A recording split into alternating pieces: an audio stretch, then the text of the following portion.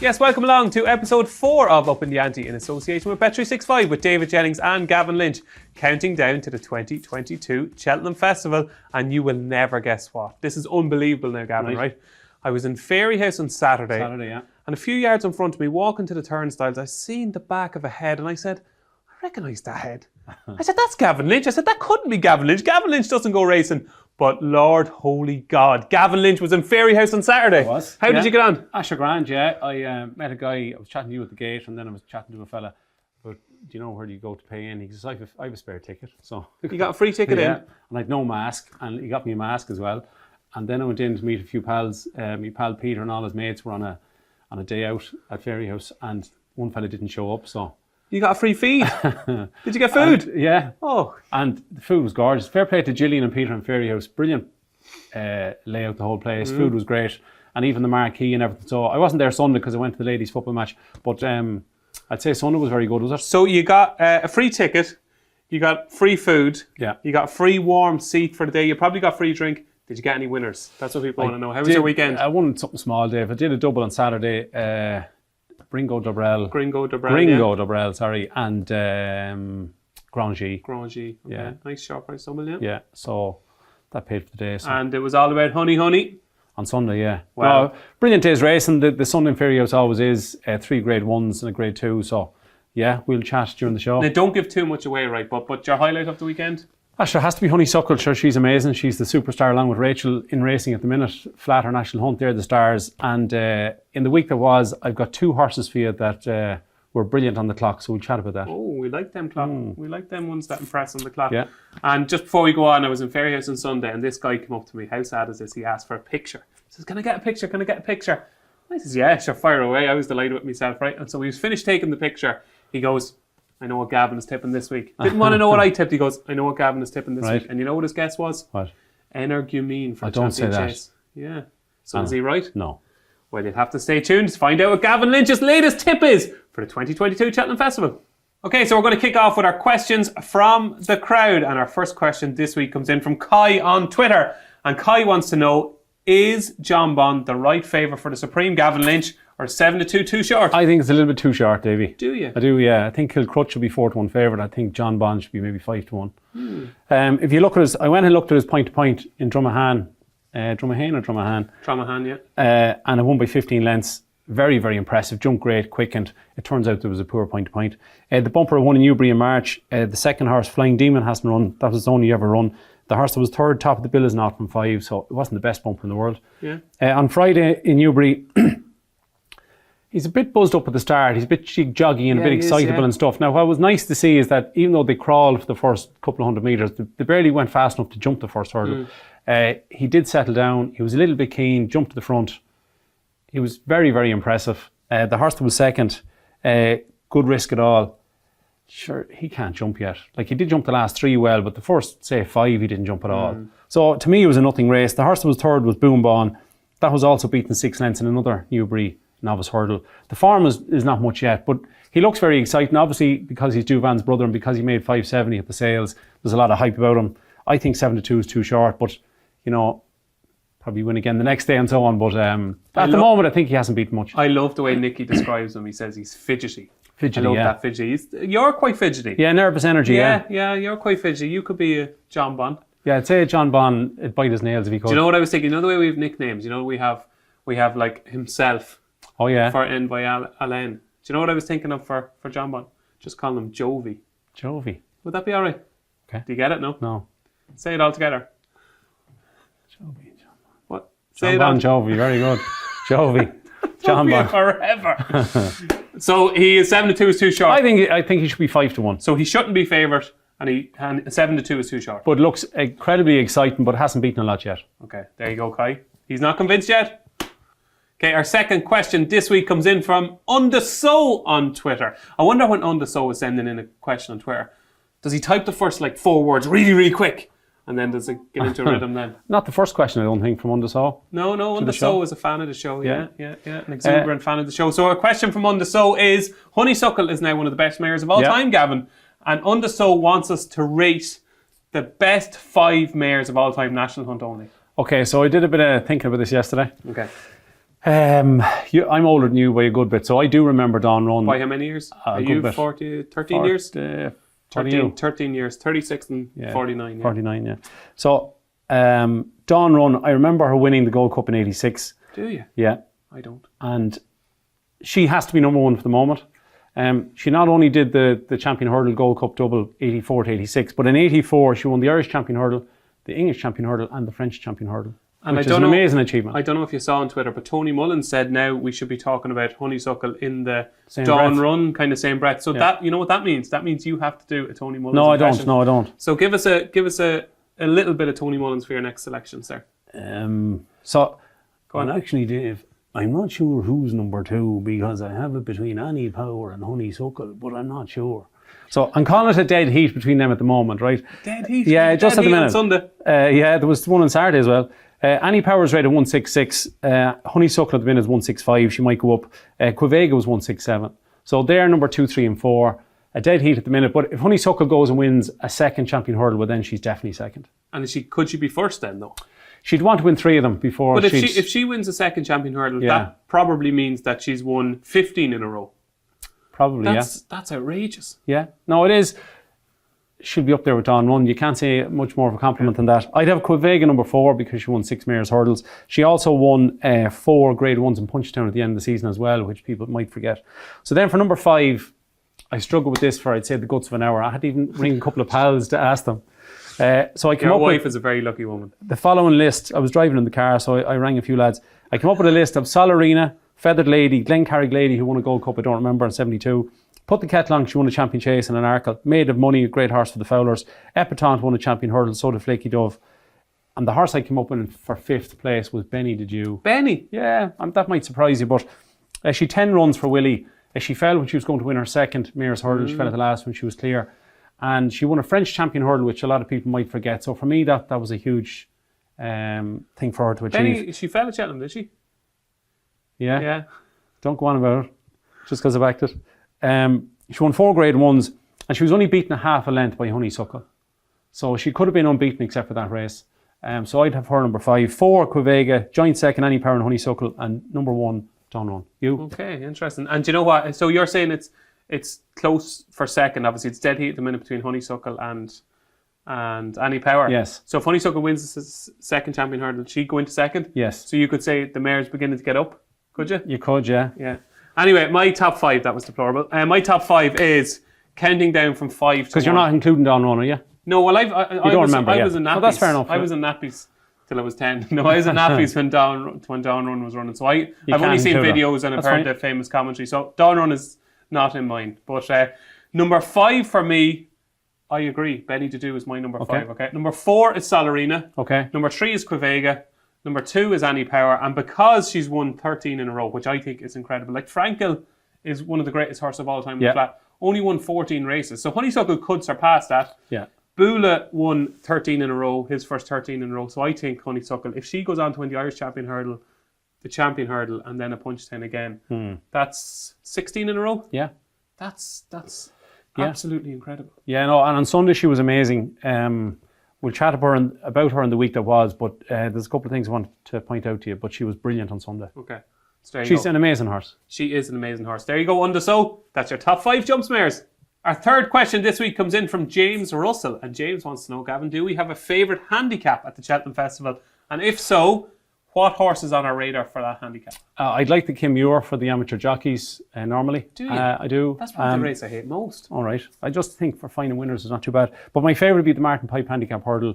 Younger horses or novices, for me, now it ends up with a lot of novices in it, but it's almost become a novice handicap hurdle at this stage.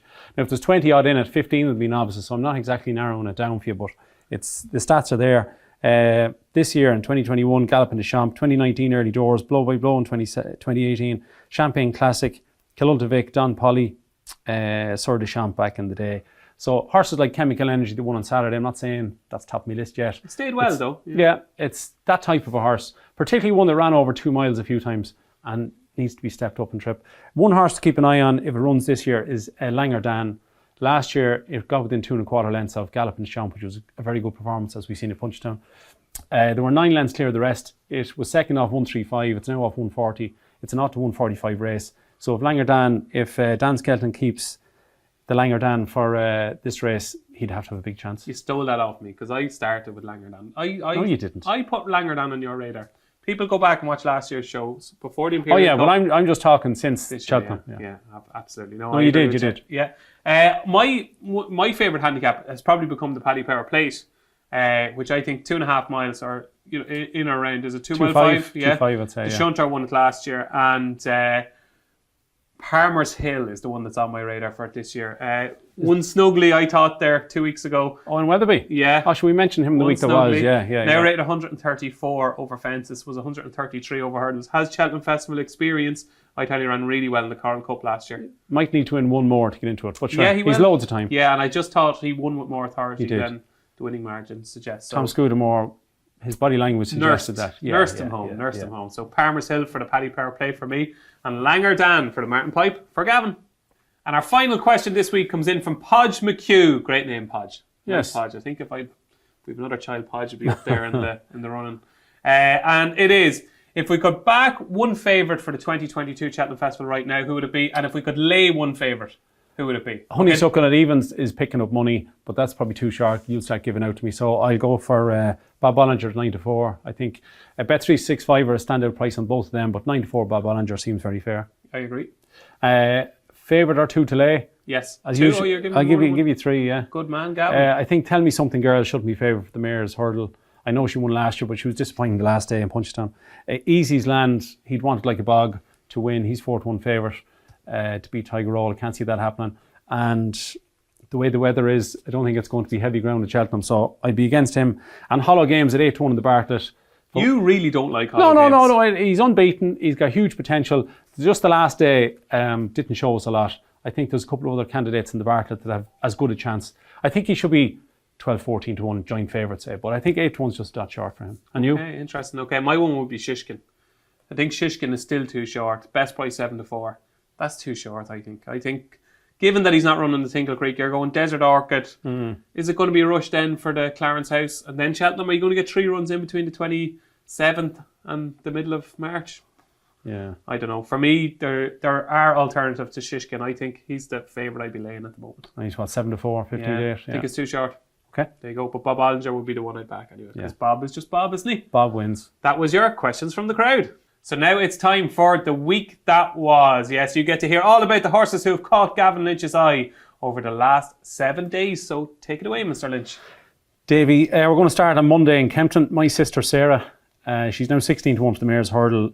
She won by 7 lengths over 3 miles. She's rated 143. She was 5th in last year's Mayor's Hurdle, beating 11 lengths. Probably shouldn't be good enough. And one thing to point out as well, that 6 of her 7 wins were right-handed. On to Tuesday in Punchestown, Bustleton battled very well to beat Indiana Jones, who looked a winner. The horse that I would take from the race is Frontal Assault. First time over fences, wasn't really knocked about, had a nice introduction, has won over 3 miles, and he's certainly a horse that I have in mind for a Kim Muir later on in the season, perhaps. He was rated 130 over hurdles, so he should get into the right bracket, I think. Also on the same day, a nice gamble landed by our pal. What a farce of a race this was. Yeah, I just think that the jockey on the gamble went after the leader. The others gave them too much rope.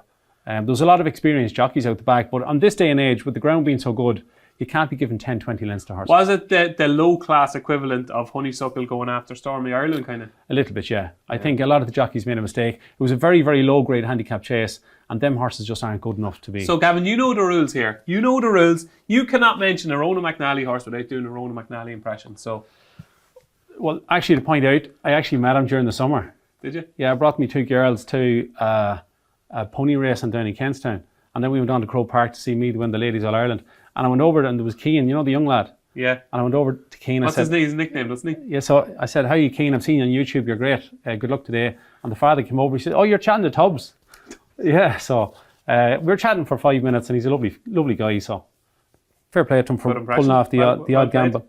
On the same day, Ben Siegel beat Prairie Dance by 4.5 lengths. Rated 78 on the fat, is now 25-1 for the Triumph Hurdle. It was 1 second quicker the Grand Jury and a decent time, and 10 seconds quicker than IA Connect. So I'd say Ben Siegel is quite decent. On to Thurles on Thursday. Ciel de Neige has been called 1 or 2 names. Jumped great though. Jumped brilliantly. Like properly landed running. He jumped fantastic. He was rated 139 over hurdles. Didn't win very often. He had 14 runs for Willie. He only won twice. Looked a reluctant hero once or twice. Like in Limerick one day, he got beat 1-4. But JP, as we all know, likes to have a couple of arrows to throw at the Grand Annual. Frank Berry, not Fran, Frank Berry said afterwards that he mightn't be a grade 1 horse, but he could be one for a handicap later in the season. So I'd imagine he'll end up in the Grand Annual. Yeah, and he has Cheltenham experience as well. Yeah, loads of handicap experience. To run well in a Grand Annual, you need to jump brilliantly. And he'd certainly be, I think, one to consider. Yeah, absolutely. A horse that didn't run in almost 4 years, Braganza. I was quite impressed with her. She jumped badly and she still won very, very easy. She beat Mona's Melody by 6 lengths. Now, Mona's Melody is rated 89 in the flat. Yeah. She jumped very well. Braganza didn't jump very well. Braganza, I think, had one run in the flat 4 years ago, over a mile. So she has a bit of toe. She's 20-1 for the Mayor's Novice Hurdle. She was 3 seconds quicker than the handicap hurdle and the 2 maiden hurdles. So just keep an eye on Braganza. She's one to keep in your diary, yeah. Definitely. Braganza. On to Newbury on Friday. Stage Star. I'm sure it's a horse that you're going to love. Trained by Paul Nichols. Why? He's the same profile as Brave Man's Game. Brave Man's Game won this race last year and then went on to win the Shallow Hurdle. I don't think he's a Brave Man's Game, does he? He's actually a similar kind of a horse, is that he's out in front. He jumped brilliant except 2 out where he made a mistake. He quick and clear. He won very, very easy. You think I'm so predictable, don't you? No. He won by 7.5 lengths. He's 20-1 for the Ballymore, but I'd imagine he could be nearly favoured for the Shallow Hurdle in a few weeks' time. We mentioned John Bon. The time was 4:05, but that's because they crawled up to the first. So I wouldn't worry about that. Visually very, very impressive. Couldn't have done any more. Jumped really well. Jumped very straight. So favourite now for the Supreme. I thought it was very interesting listening to Nick Luck afterwards. And Nick would rarely, after a race say that a horse was, the right price for Cheltenham or potentially overpriced. But he was very much of the opinion that John Bon deserved to be favourite for the Supreme, deserved to be as short as he was. I thought it was interesting listening to him now. You have huge respect for his opinion. It's just maybe 7-2 to me just seems a little short. Okay. There's a lot of horses to come out in the next couple of months. So, but if Willie Mullins didn't train now the first and second in the champion bumper, he'd probably be 5-2. Yeah, well, Kilcroat has achieved way more than John Bon so far. I thought he should have won. Not over hurdles, obviously. No, obviously not. But I mean, in their career, he's achieved a lot more. So I'd have him favourite. Okay. On to Thomas Darby, who beat on the blind side by 2.25 lengths. Paisley Park was back in third. Paisley Park is now 9, about to turn 10. Unfortunately, he's not going to win the Stairs Hurdle. No. He's 33-1 for that. He travelled a bit better. He was wearing first-time cheek pieces. Yeah, but I don't think he actually enjoyed making the running. I think he enjoys passing horse. I think when he won his Stairs Hurdle, I think he got confidence from passing horse, and I think he is a horse that gets confidence from passing horses. It just shows how hard it is to stay at the top level for a long time. Is that 2 years ago he looked a really good horse, and it's probably hard to stay at the top table for that long. But Thomas Darby wore a first-time tongue tie, 16-1 for the Stairs Hurdle. Wouldn't be for me, but I suppose he has to have a bit of a squeak. Yeah, he's improving though. On to Newbury on Saturday. LA Bell. Yeah. If you want to know how to pronounce it, just think of Los Angeles. LA Bell for Dan Skelton. Beat your horse, a horse with no name, but people sometimes struggle to pronounce it. They're not sure what to say. So I actually watched this race beside you, didn't I?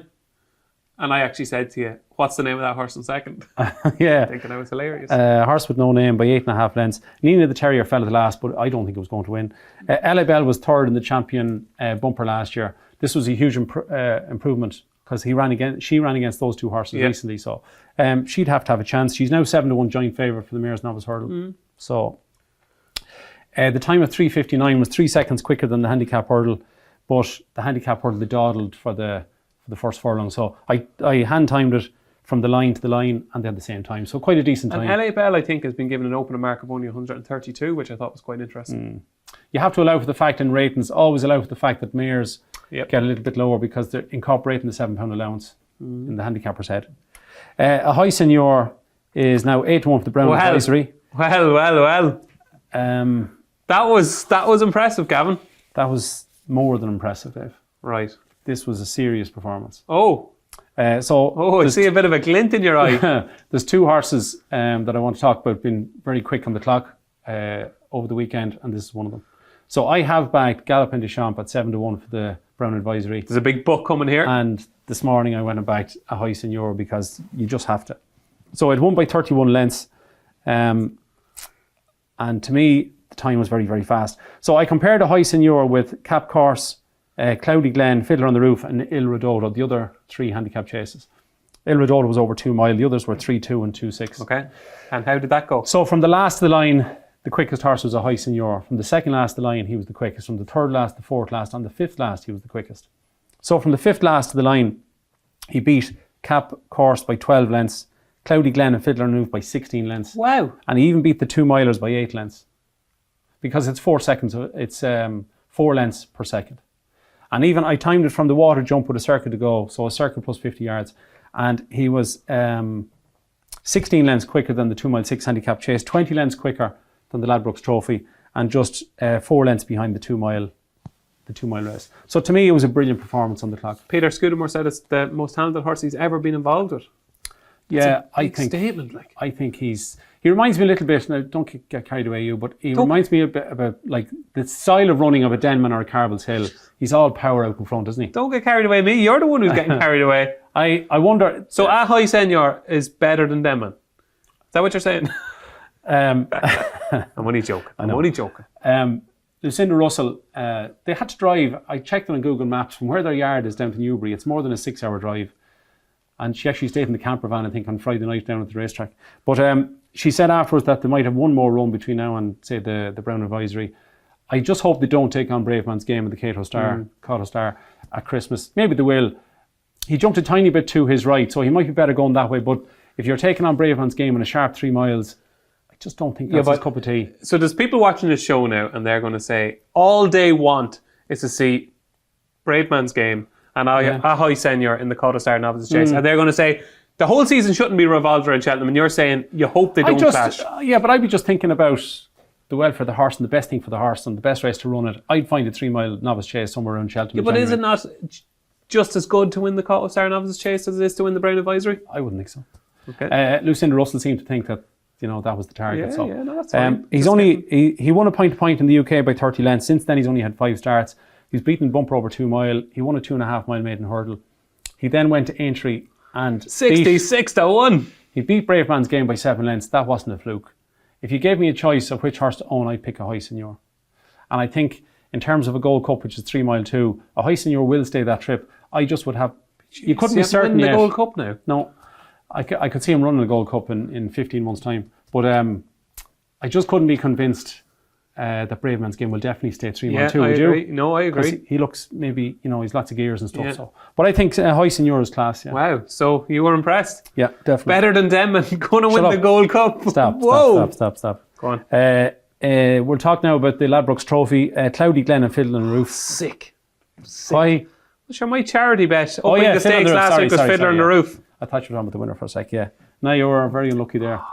Ran a cracker. He's just one of them, isn't he? He's just a nearly horse. Go on. You just want him to take the race by the scruff of it. And you know what? Remastered obviously might have won. I'd say but so. Remastered would have helped Fiddler on the Roof because Cloudy Glen and Remastered would have got at it and it might have softened it up for Fiddler on the Roof. Maybe, yeah. I thought anyway, personally. No, Remastered I thought looked a winner at the 4th last, but it's hard to say. The first and second were 28 lengths clear of the rest. Cloudy Glen won off 140, Fiddler on the Roof won off 150. He's now 25 to 1 for the Gold Cup. Well, he didn't win now, Gavin, he was second. Sorry, second. But he's 25 to 1 for the Gold Cup. But again, just won't be good enough to win that. Won't be winning the Gold Cup. No. Il Redodo is a horse to keep an eye on. Yeah, he's entered Saturday. Yeah, and it's hard to know if they'll run 2 Saturdays in a row, is it? He's Harry Cobden on the Racing Post side is already jocked up, so it's interesting to see. Okay. Yeah. He won this off 131. He absolutely bolted up. I'm not sure what he'd get, but I'm sure he'll get 10 or 12 pounds for it. Very impressive, yeah. Yeah, he's only a 4-year-old. He's a novice. It didn't get a quote to the Arkle, but he's definitely a horse to keep the right side of. Excellent. On to Newcastle on Saturday. There's some made the highlighting on this page. 2 Friendly is now 2 from 2 for Dan Skelton. 3-year-old was it rate 85 in the flat. Travelled well, jumped very well, won easy. It's 16 to 1 for the Triumph Hurdle. The fight in 5th then, Epatante. Yeah, not so sleepy. I was disappointed. Like, Aidan Coleman is giving out to himself afterwards for getting there too soon. He only got there at the last.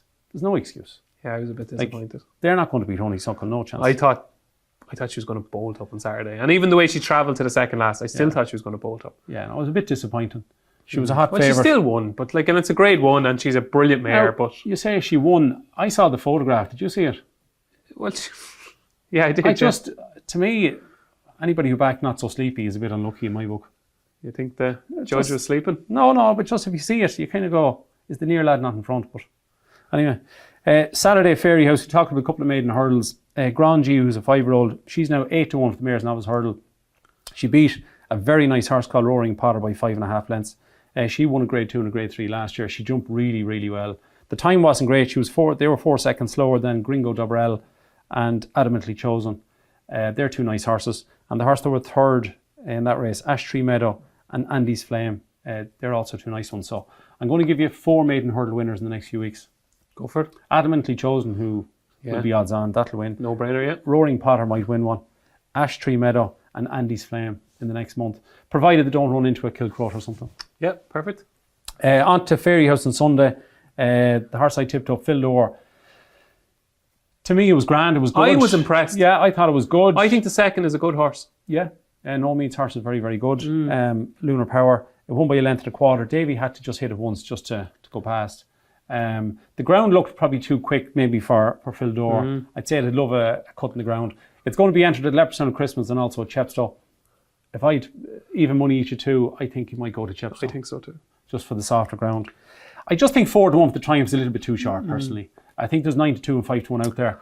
I think that's a bit too short. You're going to have another at least 10, 12, 14 good horses to come out yet. And there's probably too much of a gap between Lunar Power and Phil Dore in that market, I think. Lunar Power is a good horse. Yeah, there were 11 lengths clear of the rest, so Lunar Power is a good horse. Phil Dore, yeah. The one thing I loved about Phil Dore, when Davy really needed him at the last, and he did really need him. Yeah. He pinged it. He absolutely took off on the perfect stride, couldn't have been quicker through the air, landed running, and the race was over. So that's the one thing I did love about Phil Dore. Yeah, no, he jumped very well. The overall time of the race wasn't great, but just to mention that I compared Phil Dore with Statuaire, Honeysuckle, Guy Delarge and Royal Romeo on the bumper, and from the second last of the line, he was actually the quickest horse of the 5 races. Phil Dore was? Yeah, but the rest of the race was quite slow. So yeah, but from the second last to the line, I would have thought Statuaire would have been the quickest given they sprinted. No, Statuaire took 27 seconds, Phil Dore 25, Honeysuckle 28, Guy Delarge 26, and in the bumper Royal Romeo 26. Wow, I'm surprised. I would have swore it would have been Statuaire given that they walked for so far. I think we'll talk about now the Royal Bond, they went slow, but then they seemed to quicken like 3 out. Okay. Whereas in the 3-year-old hurdle, they quickened after they turned in. So almost identical times. Yes. The Royal Bond, 0.1 of a second between the two of them. Yeah, there were 3:56 odd. So Statuaire beat My Mate Mozzie by a short head.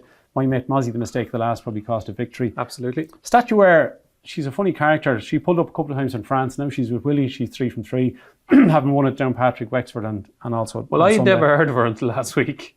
Really? When I seen the entries, I was like, Statuaire, what the hell is that? No. I was minding babies and changing nappies and stuff during the summer. But there was a lot of them very keen in the race because they went so slow, and she was one of them.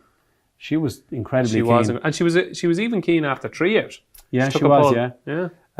She nearly climbed on top of her. She was going so keen. Mighty Potter was the same. He was quite keen. He is a glorious horse. Gavin, he's a lovely horse, yeah. Please tell me you're going to say something positive about Mighty Potter. Very, very good. Got outpaced at the bend, and then after the last especially, really stayed on strongly. And it was very much a case from watching the race, I thought. It was because he had won his bumper and then won his maiden hurdle so easily at Down Royal, never came off the bridle, hasn't been off the bridle at home. It was like a real shock to the system. It was like, God, Brian, what do you want me to do here? And then he kind of switched to the inside, and then he said, okay, you actually want me to go? Yeah. And then he really did go. And if the gap, Brian didn't go for the gap just close home, which he was right not to go for it. But if he had went for the gap on the inside of My Mate Mozzie, he probably would have been beaten a neck or a half a length. This is an exceptional horse, I think. Yeah, no, he's a good horse. Now, it's hard to know what to make of the overall form of the race because there's a lot of them close together. And Impervious made a terrible mistake at the last, and she was 5th. She would have been a close 3rd or 4th as well. Yeah. So, bit of a messy race. Yes. It's hard to know who's going to end up being the best horse. Okay, this time, 2 years, we're standing there. Who's the best horse in the Royal Bond? Probably Mighty Potter, yeah. Great. I wouldn't give up on the Statuaire because she's now 7-1 joint favourite for the Mayor's Novice Hurdle. So, a week ago, I think it was 12-1 the field for the Mayor's Novice. Yeah. And now we've had Statuaire, we had Grangy, and we had LA Bell. And now they're 7-1, 7-1 and 8-1. So, a big weekend for Mayor's Novices. On to the Drinmore. Beacon Edge beat Gabby Nacka by length and a quarter. I ended up having something on the Jessica horse. What's it called? Lifetime Ambition. But I also backed Fury Road, who I'll just be nice. Go on, be as nice as you can, and then I won't be nice. And I'll just say he's reluctant. But a reluctant hero. A reluctant hero. Everything went perfect for him. They went a fast gallop. Gabinacco made a mistake at the last. He wings the last. And then he goes, hold on a second. Who's coming? Come on. What's all that crowd Come on, Dennis. Come on. Yeah. Like, that's so frustrating. Like, because that was his, and I can imagine from Gordon's point of view, that was his grade 1 over fence. I don't think he's going to win a Brown Advisory. I don't think he's going to win, a Savills Chase next year or anything like that. That was his day.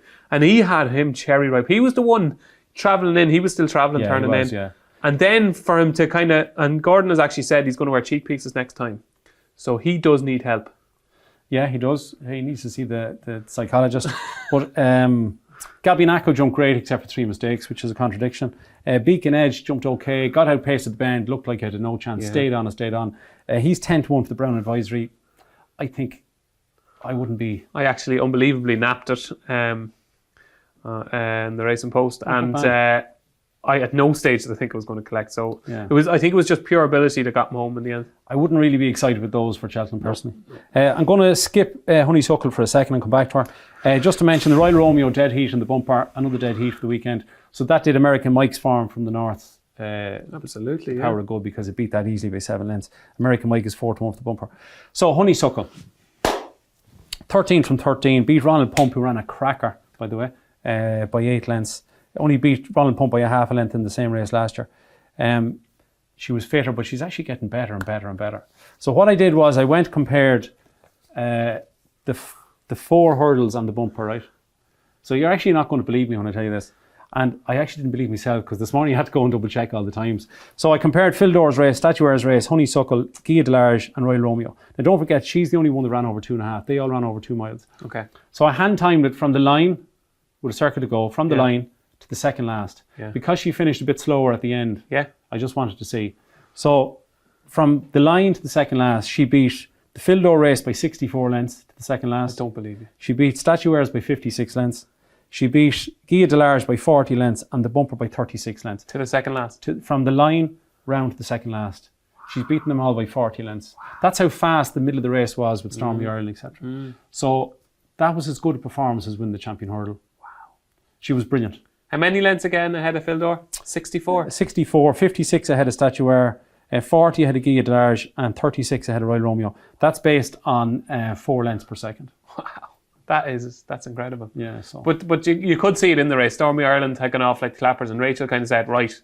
See, I think with Honeysuckle as well, she's got this unbeaten record, and we really want to hold on to it. Yes. And she was going, Stormy Ireland sometimes doesn't come back. Yeah. So she was wise to it, but it was, from an enjoyment point of view, watching the race, it was brilliant to watch. And she done her same thing at the last, where she kind of has a little look. But I have no problem with that. Fine, I have no problem. Just she didn't really do safety it last first. Safety first. Isn't that what they say? And Rachel was brilliant. And even if you look at the ride she gave Guia de Large, brilliant ride again. Yeah, so she is at the top of her game at the minute. Absolutely. Yeah. So that's it. The week that was. That was. Yep.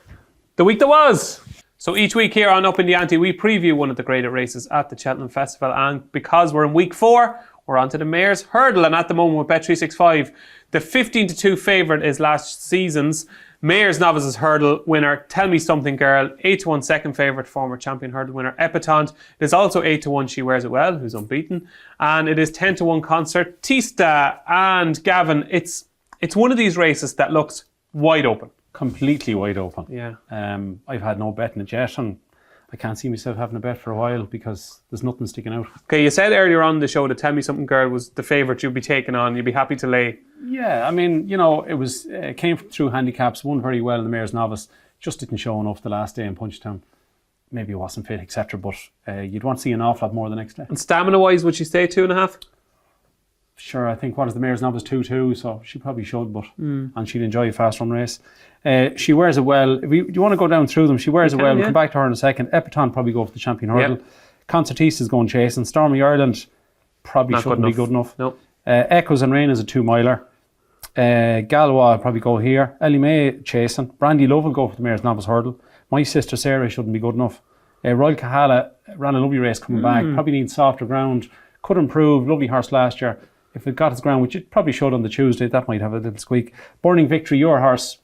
Actually, I think I seen Patrick Mullins yesterday being interviewed, and he said that she's going to run this Saturday in a handicap of 142, a 3-miler in Navan. So hopefully her jumping As we all know, her jumping is the problem, but she's got a great engine. But like, she's rated 143. She's far better than that. Yeah, she should be. Well, she'd have to be to compete in this. So the two, Burning Victory would have a chance. Galway would definitely have a chance. Yeah, they're my two as well, actually. Yeah, she was well beaten in the Mayor's Novice, but she showed subsequently that she was very good in Punchestown. If I had to pick one, it'd be She Wears It Well. Okay. I'd have a little doubt whether she'd stay 2.5 because she showed a lot of toe last year. She won a bumper in Galway, which would make you think that she might stay, and then she won a maiden hurdle. I think it was in Sligo, and then in Tipperary she was very, very good. I think it was a grade 3 novice hurdle. Showed a load of toe. The time was very quick. So I'm just not certain she'd stay at 2.5. Very open race, but maybe She Wears It Well. It's interesting, like She Wears It Well, Galway, Burning Victory. Willie is likely to have a very strong hand here, isn't he? Yeah. The only thing I'll say is Tell Me Something Girl is probably favoured because in all the stable tours and every time Henry de Bromett's been interviewed about Tell Me Something Girl, this is our ultimate target. This is our one and only target all season. So I'd say that's why she's favoured, because she's going to run here. That's probably the main reason. Yeah, maybe she wasn't fit the last day. And just to say, there's been 14 runnings of the Mayor's Hurdle. Willie has won 9 of them, but he hasn't won any of the last 3, so there you go. Okay, very interesting. But if you were to have a bet right now, would be She Wears It Well? Yeah, 8-1, yeah. Okay, and of course, Burning Victory, one of my tips, would be mine. So then, Gavin, what's happening this week? It's another bumper Saturday and Sunday of action in England and Ireland. And on Saturday, it's one of my favourite races of the year. It is the Tingle Creek. And no Shishkin. No Shishkin. Go on, do it. Gavin has been practicing his Nicky Henderson impression all week. So now you're going to be the judge of this. Has he nailed it? You can let us know. Tweet me if Gavin has nailed Nicky Henderson. Go for it. Go on. Even talk. No, Cam, compose yourself, right? Compose yourself, right? You've been practicing this all week. Calm down, right? Go on. Davy. We were talking about Shishkin, It was lovely, first of all, to say, have you ever 7 barrels to meet all the team, and we had a lovely day in the Jeep, and we had lunch, and it was lovely. But people are talking about now Shishkin, the horse isn't ready, he's not fit, so they can bugger off. That's it. I'll give you an 8.5 out of 10 for that. Well done. Anyway, I think it's unfair to... Nicky should get no criticism for the horse not running. If the horse, he says it's fit, but it's not working well, sure, how can he run the horse? Like, the horse is a brilliant horse, he's special. You don't want to go and run in the Tingle Creek and sicken him for the season. If the horse isn't right, you can't run. He deserves no criticism. Like Willie didn't run his horse the other day in the Hatton's Grace. Classical Dream, yeah. Classical Dream, there's not a word about it. Yeah. If the horse isn't right, you can't run. There should be no criticism of Nicky, personally. I think it's a nothing story. It would have been great to see him, and it's very disappointing. We'd all love to see him, but Nicky deserves no criticism, in my opinion. Mm-hmm. As regards the race, Shack and Pursois 6-5, Nubia Negra I think is 9-4, Grenadine, who's had a run, is 130. Yeah, you're going to say Shack and Pursois because he was amazing in Punchestown, and he kicked Nubia Negra out of the way. Nubia Negra obviously won the slower chase since. What do you think, Shackan? Well, look, Nubia Negra, I think particularly his jumping has been remarkable. Like, he was brilliant at Cheltenham in the slower. But the problem with Nubia Negra is he's just not as good as Shack and Pursois. Yeah. That's the long and the short of it. And to me, Shack and Pursois could potentially, if there is rain, and there has to be rain because he mightn't run, you know, that's the thing, he mightn't run. But if they do get rain, if there's some sort of soft in the going description, and if Willie is happy, he will absolutely eat these alive. Will he? Eat them alive, I think. Yeah. I think he is the best 2-mile chaser around at the moment. Okay, I couldn't have him personally for the champion chase because we saw last year in March coming up the hill, etc. He's got the Sandown hill, but by what you're saying, he'll be too far clear to worry about that. Do you think he'll make all? Yeah, I think the railway fences, he will sour them over the railway fences, I think, personally. Okay. I just hope Willie said in the Sporting Life column, Patrick has said as well that the horse definitely runs, but I just think Sandown needs rain. Yeah. Sandown needs rain, so I'm just hoping there will be some sort of precipitation of some sort at Sandown. We mentioned this a couple of weeks ago, but the fact that the ground has been good is the biggest story so far this season. Absolutely, yeah. And it must be a nightmare to be a trainer. Nightmare. So you're against Shackan, No, I'm not. You've never really loved him, though, have you? You've never really... No, I did. Sure, I loved him when I saw him in Naas when he bolted up by 30-odd lengths, etc. I know, but you've never just been mad about him, in the hilly way last year, he wasn't overly impressive, but then he has been impressive, saying Leopardstown, and Punchestown was amazing, so it's just a bit of a mixed bag, but yeah, actually he'll probably win. I didn't form an opinion yet, really. Okay. Willie has 4 big guns possibly out this weekend, which would be great. Album Photo for the Many Clouds Chase, Shack and Pursois we mentioned, Energamine maybe for the hilly way, and Allaho for the John Durkin. So if he got those 4 out and the ground was soft enough, that would be a huge boost to his yard. Yeah, it'd be a big weekend. It could be a big week that was. The Henry VIII Novice Chase at Sandown. 4 to 5 favourite at the moment is third time lucky. Yeah, look, it's up to third time lucky. I think the opposition shouldn't be good enough. Warlord, Manila Drama, personally, I think they're not good enough to beat him. They were against each other the last day, I think, in Carlisle. It's just, if he relaxes, if he sits in behind, he doesn't waste energy down the back straight. They'll either sit behind or make all, but I'd just like to see him doing it properly. And if he does, he should win. But I'd have a little doubt. So 4 to 5, I don't know. Yeah, I think he's a terrible. I won't backhand to beat him. I thought the one that was value, if we knew he was going to run, I think is Edward Stone. He's a better hurdler than third time lucky. I was impressed with him at Warwick. Okay. I think he's a good horse. Now, he's quite quick at his fences and he can get low. But if you're talking 7 to 1 and 4 to 5, I'd far prefer to be on Edward Stone at 7 to 1 than third time lucky at 4 to 5. So that would be my choice in that. Then we've got the John Durkin. Yeah, will Allaho run against Envoy Allen? I've no idea. Same owner, so be interesting. Who would you fancy? I'd personally go for Allaho. I think he's something like... Yeah. To beat himself? Yeah, I think at the minute. Really? Yeah, I'm shocked. Allaho was brilliant in the Ryanair. The performance of the week at Cheltenham in terms of the clock. But it's himself. Yeah. I'd just go for Allaho, I think, yeah. God. But I'd like to see the two of them. You've also got maybe Fakir Duderee, whether he goes here or waits for Christmas. I hope you're more faithful than Marie, are you? And you've got Notebook, you've got Asterion Forlange, Kenboy Mellon, etc. So Willie has loads entered. Usually a very informative race. Min isn't in it, as we know this year. But yeah, Allaho and Envoy Allen. It'd be interesting to see if they run against each other. Can't believe that. If Envoy Allen runs, he wins. Really? Yeah. Okay. Yeah, that's my opinion. Anyway, Hillyway, Energamine. Yeah, Energamine, yeah. It'll be very, very sharp price. Well odds on, so should win, yeah. And else you're looking forward to this week? As we said, Alboom Photo 7 to 4 to win the Many Clouds Chase. Champ is in it, your horse. Protectorat's in it, Native River, etc. Also in Navan on Saturday, we've got a grade 2 novice hurdle over 2.5. And in Punchestown, we've got a 2 mile beginner's chase. It'll be interesting to see. We don't have the entries for the weekend yet. They're out this afternoon. But it'll be interesting to see if Appreciator Fernie Hollow maybe get entered in that. There's also a 2.5 mile beginner's chase in Navan on Saturday. So yeah, it should be. We've had 5 brilliant weekends, and this looks like being a 6th. Alboom Photo or Champ? Alboom Photo. Oh, Champ. That's what racing's so good. Different opinions. Yeah, that's why you're successful and I'm not, Gavin, is it? We'll see. Don't know. That's what's happening this week.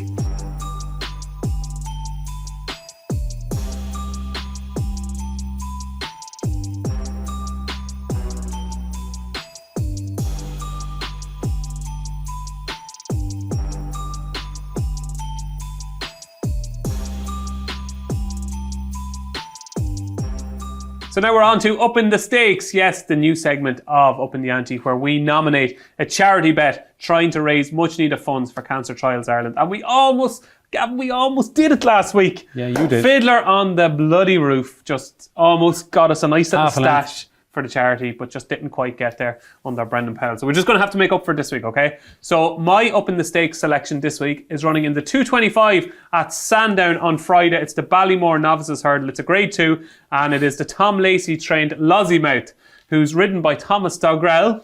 Not a name we're probably familiar with, but he's won the last 2 starts on Lossiemouth. And I thought he was quite impressive at Ascot when he won off 117, but he came out last time at Fosslas, and he won by 10 lengths. He beat It Sure Is.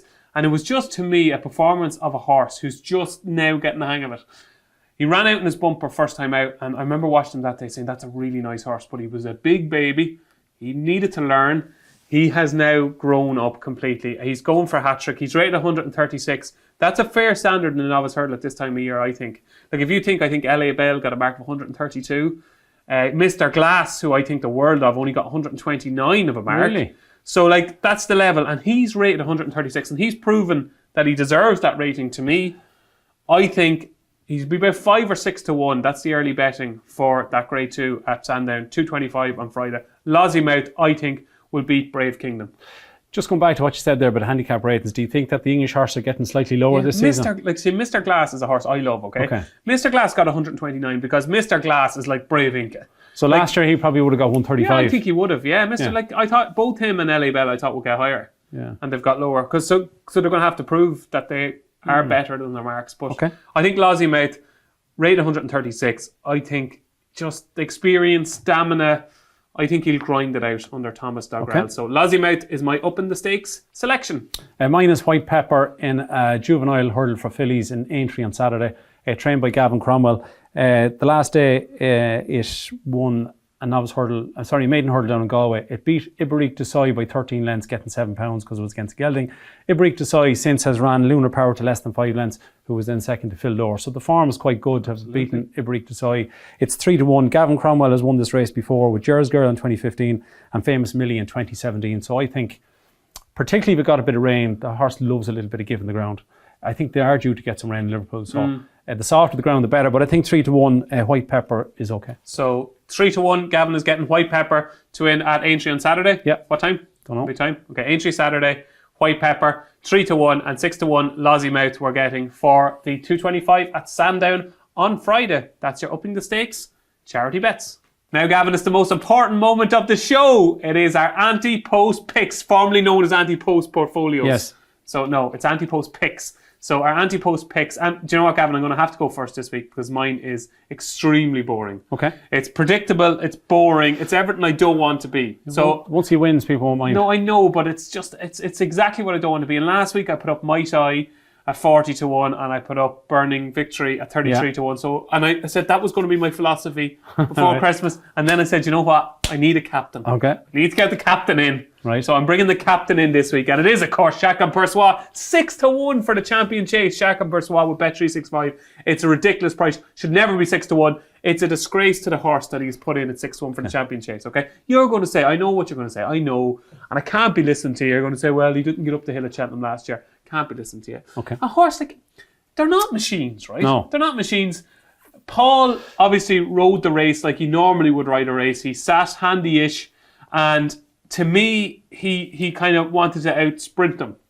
That is not Jacques Persois, right? Jacques Persois, hopefully what he'll do on Saturday, which I think he will, which is why I had to get him in this week before the Tinkle Creek, before he's 5-2. So I want to get him in at 6-1 before he's 5-2. Because if he bolts up on Saturday, which I think he will, he's going to be 5-2, okay? So on Saturday, if he does run, the way Jacques Persois is at his best is the mid part of the race. He absolutely bullies horses. He sours them, and he gets horses out of their comfort zone. We've seen that time and time again. By the time they get to 2 out. So by the time they get to 2 out, most of them are knackered, okay? And they have to jump at speed. And he is such a slick, neat, accurate jumper that I could see at Sandown, him having horses completely out of their comfort zone. And at Cheltenham, do you know what? Next year, hopefully he'll go on the back of winning this.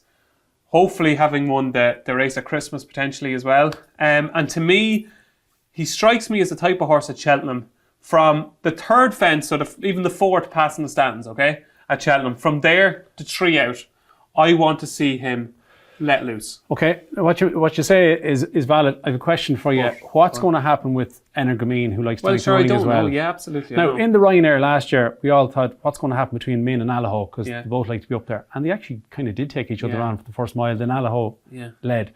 So do you think Willie will say to the two lads, go ahead? No, I don't. I think probably... only to talk about it. I think both of them, like you ask both of them and they will say, neither need to make the run. Neither really need to make the run. They can both take a lead if they're going fast enough. But I just want to see Energamine go and do it against the older brigade. Okay. And there are decent stats of horses who have ran in champion chases before and come back and won it. Okay. It can be done, so it can. We've seen horses do it, the likes of Viking Flagship and different horses that have done it over the years. I think the Nichols horse, had ran champion chase as well, Flagship Uberales, and then come back and won. But I just think with Jacques Persois, he's 6-1. At the moment, you would be surprised if Shishkin, Energamine, or Jacques Persois, one of those three, didn't win it. He doesn't deserve to be twice the price of the other two, or 3 times the price of Shishkin. He doesn't deserve to be. I think we're going to give him the benefit. I'd say the reason is because he was running the champion chase last year. But I'm going to give him the benefit of the doubt. The race wasn't run to suit. He wasn't given the best ride to win the race. And that's only with hindsight. Would you also say that a couple of times in Leopardstown in the last furlong, he wasn't overly impressive? But that's not him. It's like, I know we give out with Brave Man's Game the last day because his last 100 yards wasn't particularly good either. But I think it's what he does until the last. And you did tell me last week, you don't worry too much. Most races are over by the time you come to the last. Yeah. So that's my thinking with Jacques Persois. I need a captain. I need to get the captain in. I need to get a winner in. And I'm hoping this time next week we're going to be standing in this exact spot and you're going to be going, you did well to take that 6-1. So 6-1 Jacques Persois is added to my anti-post list for the 2022 Cheltenham Festival. Gavin, over to you. I'm going to go for a horse in the stairs hurdle. Oh, you going to copy me? Time Hill? No. I'm going to go for Buzz. Are you? Yeah, he's 8-1 to win the Stairs Hurdle. Well, in fairness, in your Racing Post Saturday column, you did tip up this horse at 20-1 for the Stairs Hurdle. Why didn't you put it up in the ante? I just was actually wondering, did he have the gears to beat, say, A Song for Someone over 2 mile, 3.5 a furlong in Ascot? I just was a bit dubious because he stayed on so well in Aintree. But look at, he was a 12 furlong horse in the flat. He got up as far as 98, which is a good standard. He ran 7 times over 2 miles, including when he was 5th in the Betfair Hurdle off 152. He was only beaten 5 lengths. And then Nicky decided finally to step him up and trip, and he stayed on really well, very strongly after the last in the Aintree Hurdle to be only beaten just over a length. That was his first time beyond 2 mile. By abracadabra. Yeah. So that form is just okay. But I think what we saw in the Cesarewitch was very, very impressive. I backed Burning Victory each way. A furlong and a half out, I thought, of the race won. The two of them are gone clear. She's travelling much better than he is. But in the last furlong and a half, Buzz just stayed and stayed and stayed. So to me, I think he will stay 3 mile based on what I saw in the Cesarewitch. And then in Ascot the last day, he was very, very impressive. He was getting £6 from Song from Someone, beat it by 3.25 lengths. Jump brilliant, travel brilliant. I just think he has a touch class. I think he will stay. A couple of things to point out. Classical Dream, who's 4-1 favourite, has had 1 run in 23 months. This Christmas it's 2 years. He's only had a 1 run. Time Hill, you like. Buzz is 8-1. What's up with Time Hill? I think he's beatable. I think he's. Fair enough. I think he's Can't say good. better than that. I think he's good, but I think maybe in the long walk, I think Buzz and himself might clash. Should be interesting, but I'd go for you're Buzz. talking about Time Hill, the Time Hill that was up the arse of Monkfish in the Albert Bartlett, and was unlucky. Yeah, there was 4 of them. Sure, Fury Road was there too. I know. Anyway, just saying. So Flooring Porter. You can kind of frame your argument whatever way you want, really. Yeah, you can.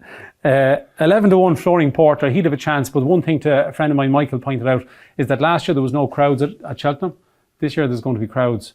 He's a buzzy type horse, we'll say. Excuse the expression. Very good, so he'd have a squeak because he's going to try and make all. I thought he might have won at Navan. So he's a big danger. Does Michael know his stuff? He does. Ronald Pump is 16-1. He ran very, very well now in the Hatton's Grace on Sunday. But look, you can't back them all. They're too dangerous. But I think Buzz at 8-1 is good value. You think he will go off shorter on the day? I do. I think he'll win the long walk. I think he stays. I think usually the Stairs Hurdle type is one that's off the bridle and stuff. This lad's a bit different. So I just hope he does stay. But I think he will. Touch class, travels well, jumps great, bit of gears. So we're going to have an early season up in the Ante battle in the long walk hurdle because it's going to be Time Hill against Buzz. So one of us is going to be stung either way. Yeah, we can't keep cracking that jump the way through. No. So there you go. That is Gavin Lynch's latest selection. It is Buzz for the 2022 Stayers Hurdle at 8-1 with Bet365. So before we let you go to do a bit of Christmas shopping, we're going to have a quick look at our Ante Post list so far, Gavin. Yes. And mine here, nothing too much to report. The Boss Oscar has been given a mark. Yeah, 143, so likely to run maybe in the Paddy Power Handicap Chase Christmas, maybe. Yep. It has an entry anyway. Yeah, I was chatting to Gordon yesterday and he said that's the aim for the Boss Oscar. So obviously run well. Fred is a danger there. Might Eye is entered. He's entered, Gavin. Okay. Might Eye is entered, I think, in the first race at Sandown on Saturday. Or first race, I think, the novice hurdle. And Burning Victory should win the handicap hurdle this Saturday. Should win. It's a 3 mile handicap hurdle with about 25 runners. You know, considering I like Buzz, I thought the run in Cesaro, which was very, very good. I'll be back in Burning Victory if it's a reasonable price. Burning Victory runs in that handicap hurdle, valuable handicap hurdle at Navan on Saturday. And worth back in running if it jumps anyway well. I know, jumping is the big problem there. Yeah. And as I said, Might Eye hopefully will do his Ballymore, he listened, Harry, not the Supreme, Ballymore credentials, some good, hopefully by winning the first race Sandown on Saturday. And my other selection was Time Hill, who's going for the long walk. Your list, Gavin? Fildor won at the weekend. I think we tipped up at 10s. It's now 4s. 4-1 seems a bit short. You did. Okay. It should be maybe 5 or 6-1, but deserves to be favourite at the minute. Great. Lots more to come out. Great pick. Fernie Hollow, we'll see if it gets an entry soon, which would be great. Same for Gallop and Deschamps. Be nice to see him out. And then American Mike's Farm got a bit of a boost with Royal Romeo. What price did you take American Mike at? 11-2 only. But I think he's 7-2 now. 4-1 or something, Yeah. So, you happy? Yeah, grand. Yeah, reasonably. Okay, that's our Ante Post list so far. So that's it, folks. That's it for episode 4 of Upping The Ante in association with Bet365. Gavin, any plans for the rest of the day? Not really. No. Christmas shopping? Are you mad? It's only November. Christmas shopping. Tomorrow is the 1st of December. Actually, tomorrow it's Amory's birthday tomorrow. You reminded me, so that's good. I know. I reminded you. I knew I have a present, God. I'm only joking. What did you get? What did you get? Kildare Village vouchers. That's such an easy way out. That's what you wanted, so. Okay. But Christmas shopping, no, go away. Are you a fan of Christmas? Grand. Yeah, it starts on the 26th. Yeah, Christmas starts on the 20th. We're going looking at kitchens later on today. Lovely. Are you going up to Ronan?